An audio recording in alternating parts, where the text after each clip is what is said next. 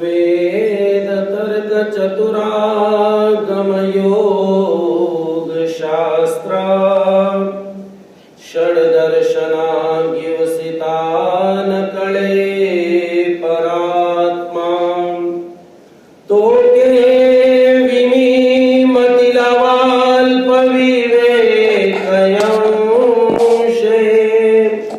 वर्णीन सर्व विषया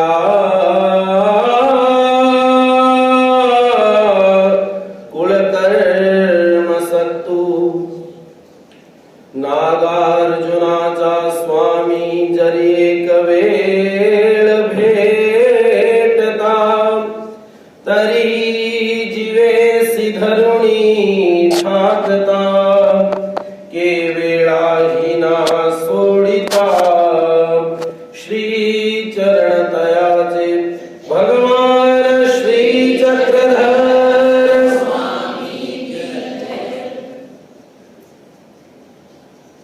नवरात्रों के उपलक्ष्य में रखा गया ये धर्म प्रवचन और उस प्रवचन का आज ये 8वां दिन।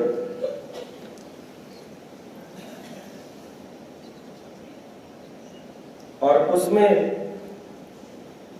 हम आज एक ऐसे पात्र को यहां पर ला करके उसका चिंतन करेंगे जो पात्र भगवान से आने से पहले, भगवान के पास आने से पहले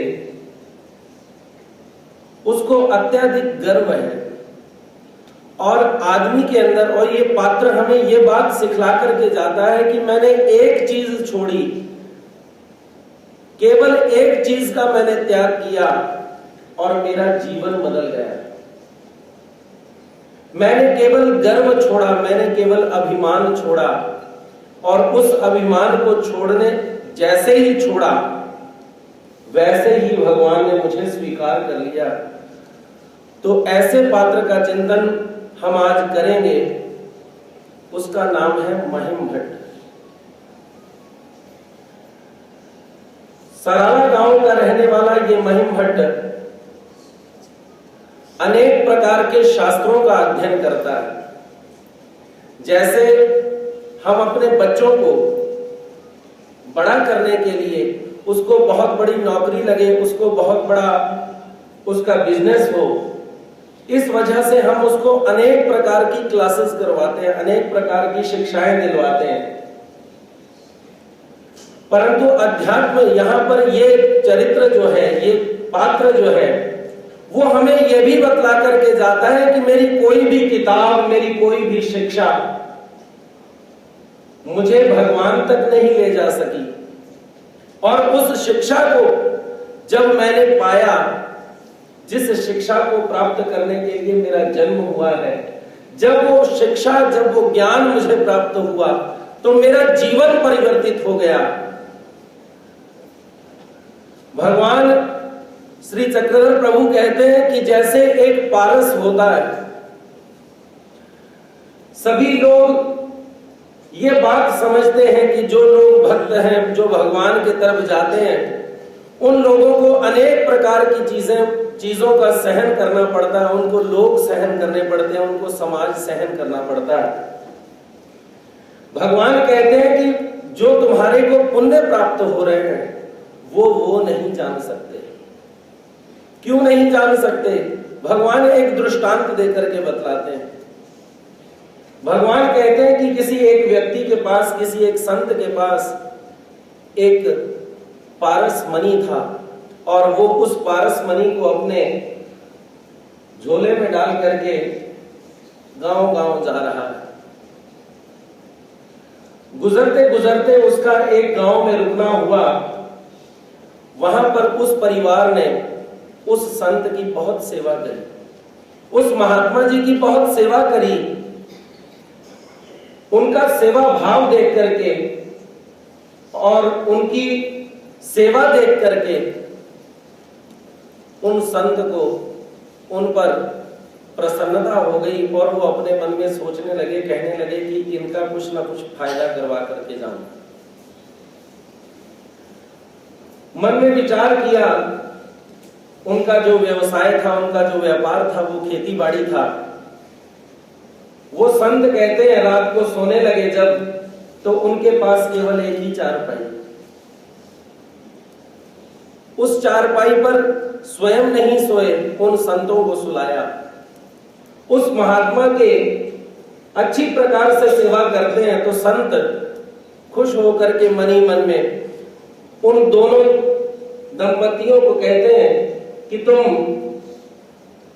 ऐसे करो कि तुम्हारे पास जितने भी लोहे के औजार हैं वो सभी रात को मेरी चारपाई के नीचे रख दो।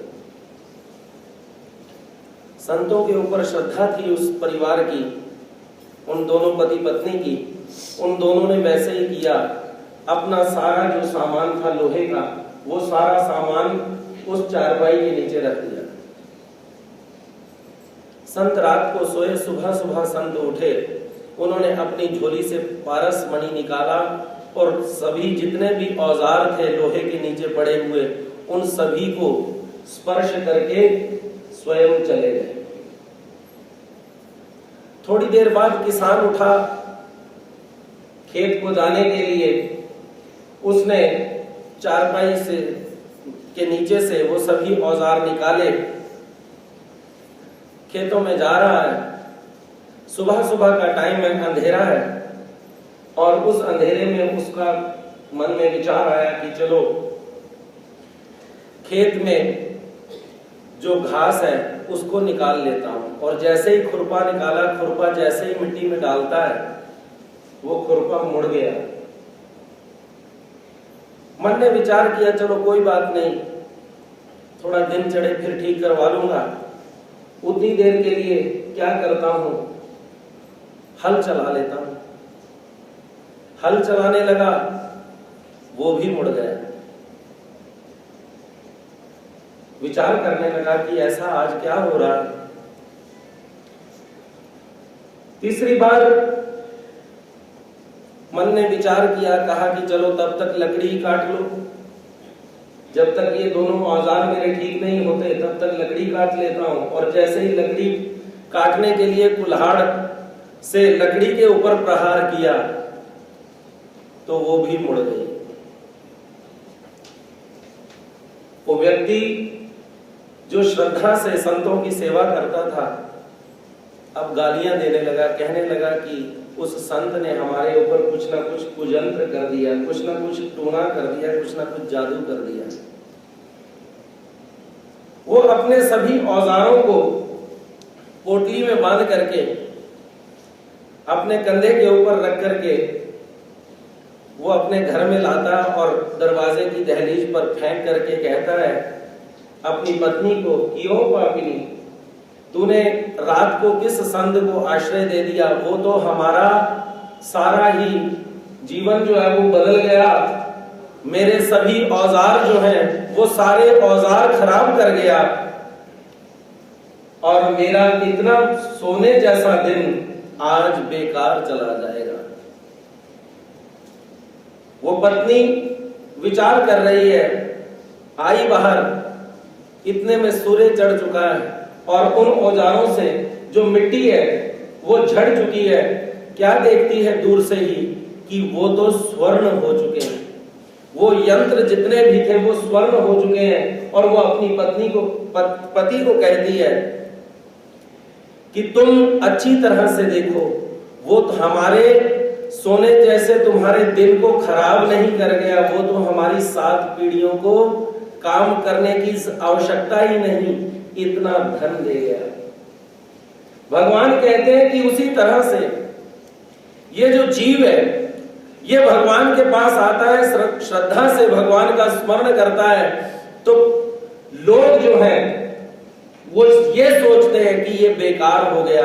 और इसी कारण से हम अपने बच्चों को धर्म से दूर रखते हैं, उनको ये बात कहते हैं कि कोई बात नहीं, तुम बाद में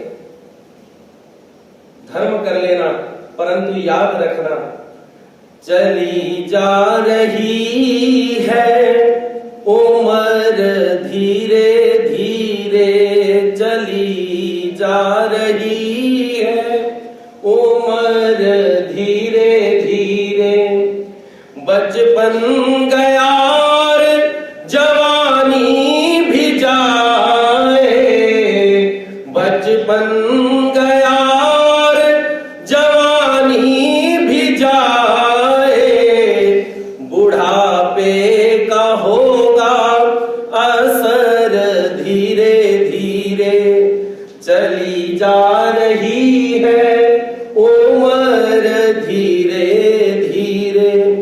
भगवान कहते हैं कि जब तक आपका उस पारस के साथ स्पर्श नहीं होता तब तक आप स्वर्ण नहीं हो सकते। हम जितनी भी शिक्षाएं, हम जितने भी बड़े ज्ञानी क्यों ना बन जाए, जब तक परमात्मा के साथ हमारा स्पर्श नहीं होता, जब तक हमारा परमात्मा के साथ संबंध नहीं होता, हम अपने जीवन को नहीं बदल सकते। ऐसा ही महिमभट्ट के जीवन में हुआ कि महिमभट्ट अनेक प्रकार के शास्त्रों का अध्ययन किया। उसने कोई भी ऐसी किताब नहीं छोड़ी जो किताब उसने नहीं पढ़ी। हिंदू संस्कृति में 6 दर्शन बतलाए जाते हैं। उन 6 दर्शनों को वो पढ़ना चाहता है। 5 दर्शन जो केवल महाराष्ट्र में पढ़ाए जाते थे, उन 5 ही दर्शनों का उसने अध्ययन किया। और 6वां शास्त्र पढ़ने के लिए, जो दर्शन शास्त्र कहा जाता है, उस दर्शन शास्त्र को केवल आंध्रा में पढ़ाया जाता था। वो कहता है कि मैं वो भी पढ़ना चाहता हूं, लेकिन महाराष्ट्र में ऐसी व्यवस्था ना होने की वजह से वो आंध्रा में जाता है और आंध्रा में जाकर के उस 6वें शास्त्र को भी पढ़ता है, 6वें दर्शन को भी पढ़ता है। और जैसे ही 6 दर्शनों का वो अभ्यासुक हुआ, वैसे ही उसके जीवन में अहंकार पैदा हो गया। क्योंकि जो अन्य ज्ञान है, जो सामग्री है, स्वोक्ति है, लोकोक्ति है, वो हमारे को अभिमान लाती है। व्यक्ति बहुत पढ़ा लिखा हो, और बहुत पढ़े लिखे का सबसे पहला लक्षण होता है कि वो शालीन होना चाहिए।